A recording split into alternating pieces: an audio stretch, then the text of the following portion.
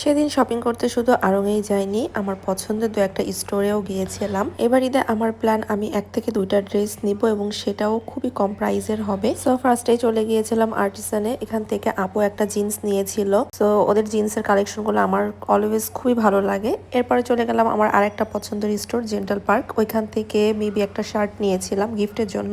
দেন ইফতার time হয়ে যায়, আমরা ইফতার করে নিই। আর যমুনাতে আমাদের সব থেকে পছন্দের একটা প্লেস আছে, কোরিয়ান রামিন পাওয়া যায়। সরি, এটা রামিন না, এটাকে ওরা হচ্ছে স্যুপ নুডলস বলে, যেটা খেতে খুবই মজা হয়। এরপর একটা চিকেন সালাদ নিয়েছিলাম, যেটাও খুবই মজার ছিল। ফার্স্ট টাইম ট্রাই করেছিলাম। নেক্সট চলে আসি ইফতার শেষ করে আমার পছন্দের একটা আউটলেট অ্যাস্টোরিয়ানে। ওদের কালেকশন খুবই সুন্দর, খুবই সুন্দর। এর আগে বেশ কিছু ড্রেস আমি ওখান থেকে নিয়েছিলাম, আমার খুবই ভালো লেগেছে।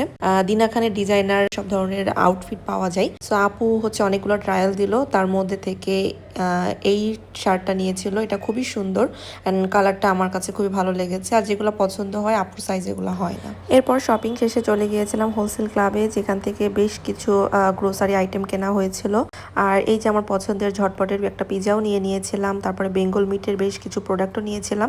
বেঙ্গল মিটের এই আইটেমগুলো বেশ ভালো লাগে আমার কাছে। দেন আমি ওদের বেকানটা খুঁজতেছিলাম, তো তারপরে পেয়ে গেলাম। সবকিছু শেষ করে দেন বাসায় ফিরছিলাম। সো সবাইকে টাটা এন্ড বাই বাই।